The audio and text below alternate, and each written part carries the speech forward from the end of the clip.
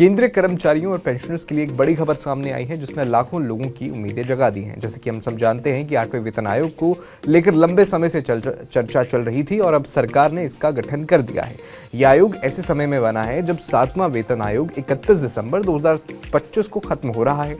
महंगाई बढ़ने और जीवन यापन महंगा होने के बीच कर्मचारी यूनियंस लंबे समय से नई सैलरी रिवीजन की मांग कर रही थी। इस आयोग से करीब 50 लाख केंद्रीय कर्मचारियों और 69 लाख पेंशनर्स को फायदा होने की उम्मीद है।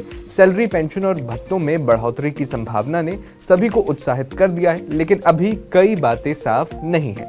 8वें वेतन आयोग का गठन नवंबर महीने में हो चुका है और कैबिनेट ने इसके टर्म्स ऑफ रेफरेंस को मंजूरी दे दी है। रिटायर्ड जस्टिस रंजना प्रकाश देसाई इसके अध्यक्ष हैं।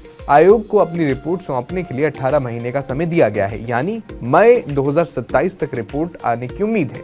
सरकार ने साफ कहा है कि आमतौर पर वेतन आयोग की सिफारिशें हर 10 साल में लागू होती हैं, इसलिए 8वां वेतन आयोग का असर 1 जनवरी 2026 से होने की उम्मीद है। 7वें वेतन आयोग की तरह पिछली तारीख से लागू करने का ट्रेंड रहा है, जिसमें एरियर भी मिलता है। 1 जनवरी 2026 से सैलरी और पेंशन्स में बदलाव की बड़ी उम्मीद है, लेकिन अभी कोई आधिकारिक ऐलान नहीं हुआ है।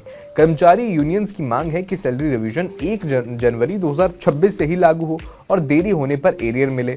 सैलरी कितनी बढ़ेगी ये फिटमेंट फैक्टर पर निर्भर करेगा। अनुमान है कि फिटमेंट फैक्टर 2.5 से 3 तक हो सकता है, जिससे बेसिक पे में 20 से 35% तक की बढ़ोतरी संभव है।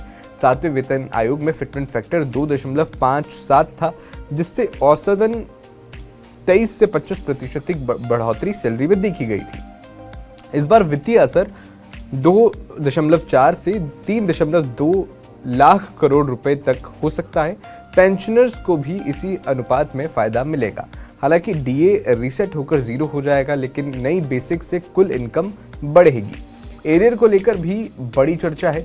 पिछले ट्रेंड से उम्मीद है कि अगर रिपोर्ट देर से आएगी तो भी 1 जनवरी 2026 से एरियर मिल सकता है। 7वें वेतन आयोग में जुलाई 2016 में लागू होने के बावजूद जनवरी 2016 से 6 महीने का बकाया दिया गया था। इस बार 2 साल तक का एरियर मिलने की संभावना है, लेकिन सरकार ने अभी इसकी पुष्टि नहीं की है।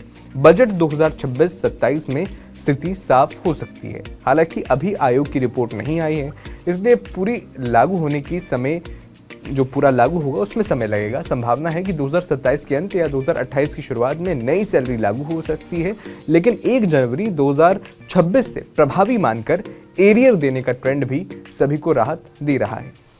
कर्मचारी और पेंशनर्स को इंतजार है कि बजट में क्या ऐलान होता है। यह बदलाव न सिर्फ सैलरी पेंशन बढ़ाएगा, बल्कि हजारों परिवारों की आर्थिक स्थिति मजबूत करेगा।